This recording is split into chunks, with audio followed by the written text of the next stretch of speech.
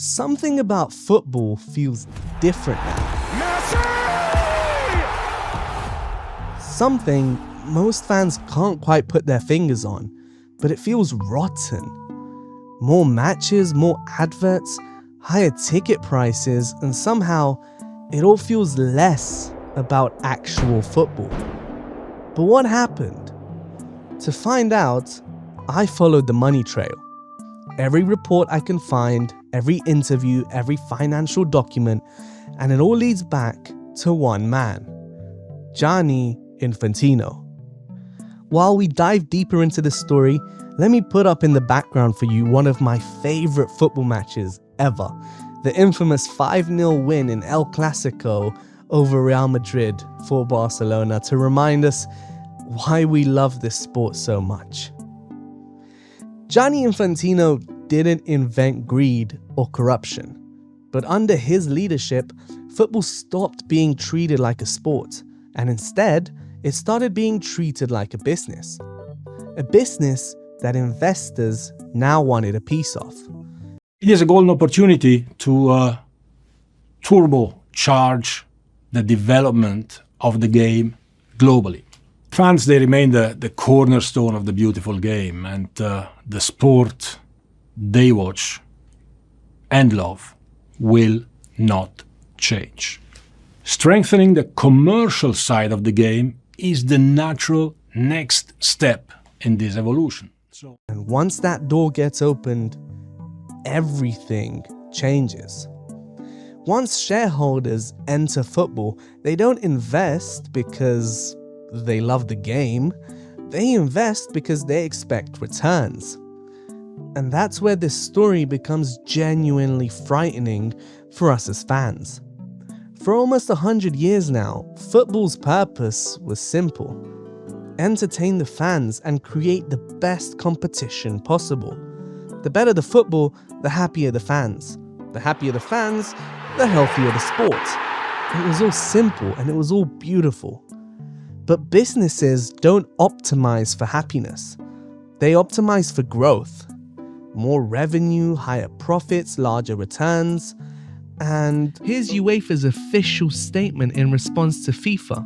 They said, the moment external investors acquire ownership interests in FIFA competitions, football changes forever. That's their words. Commercial football is no longer driven by what best serves the game, but by what best serves shareholders.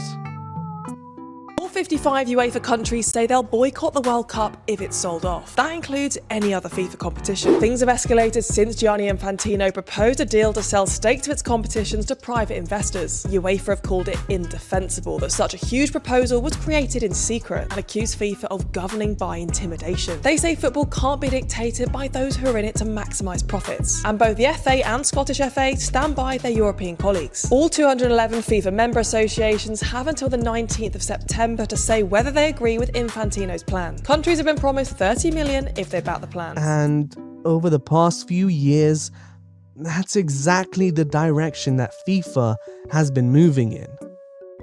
They wanted more games so they can have and sell more broadcasting rights and chase more sponsorship deals and more commercial partnerships. And quietly, around all of that, a brand new idea emerged. One that most fans never heard about or even thought could be possible, and that is to sell out football itself. And it's exactly what feels rotten about the sport today. FIFA began exploring the creation of a brand new commercial company called the FFA, which stands for FIFA Football Assets. It would be a FIFA-owned and controlled subsidiary consolidating FIFA's commercial and event operations. It's a company that will own and manage FIFA's assets. The company itself has been valued at around 20 billion, and it will have control over the World Cup, broadcasting and licensing rights, sponsorship deals, and merchandise. It will own the money-making engine behind world football. And once that company exists, outside investors can buy into it. Reports suggest that Infantino assembled a team to make this happen. JP Morgan helped structure the proposal. Joshua Kushner's Thrive Capital reportedly led the investor group. Former Liberty Media CEO Greg Maffei joined as a commercial advisor, and former Disney CEO Bob Iger reportedly became part of the advisory team. These aren't football people.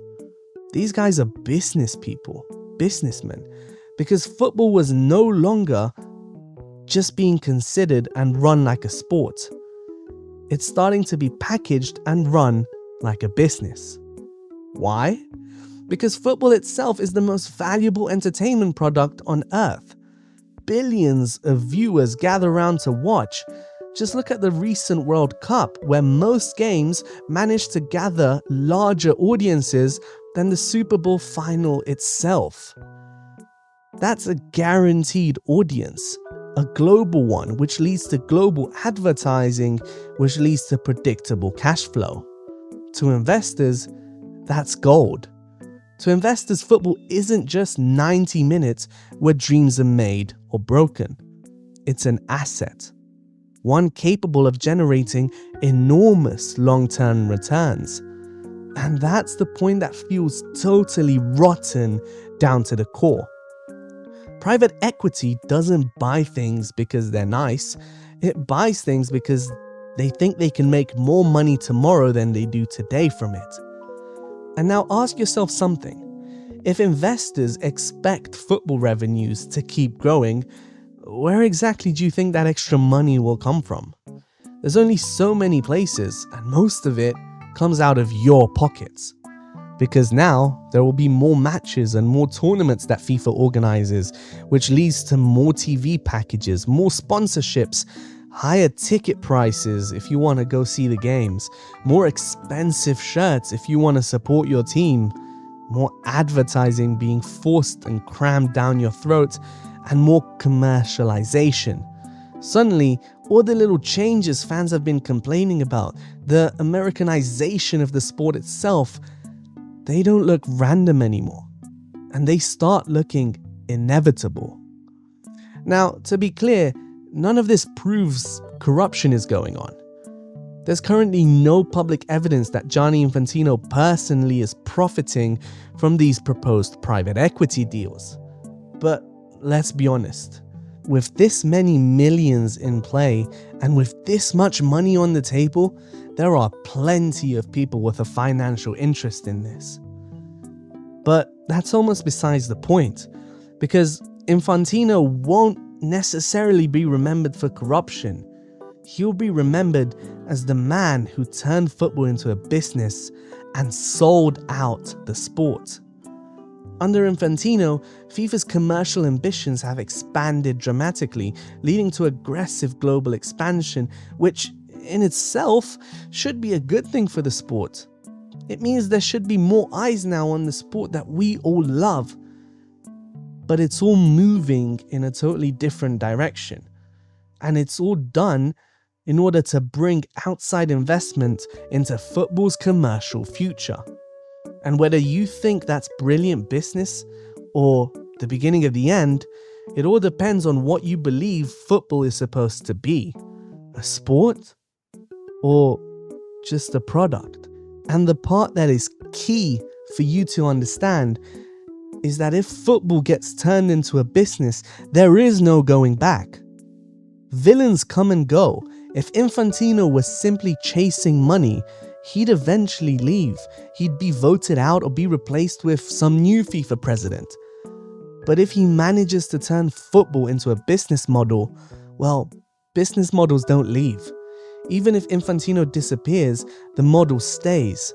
And if football becomes an investment product, then future presidents won't have a choice, but they'll have to appeal to the investors, to the boards, to the markets, because they'll all be expecting growth every single year.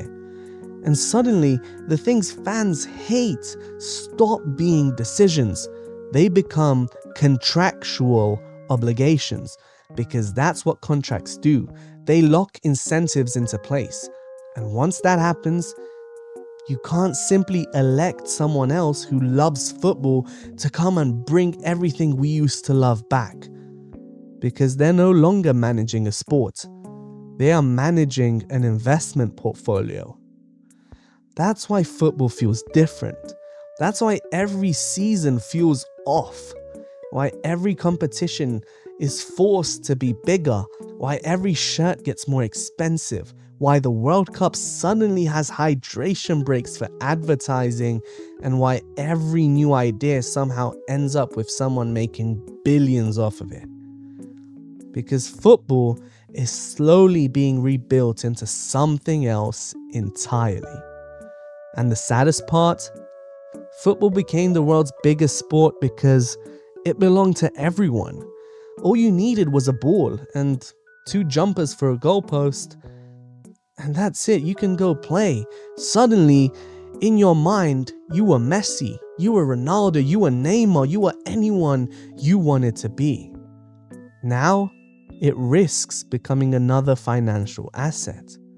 Owned, packaged, and sold, where optimization matters more than passion. And unless something changes, the game we all fell in love with will slowly disappear. If you enjoyed this video, please subscribe, or Messi will retire this coming Tuesday, and it will be entirely your fault. Bye.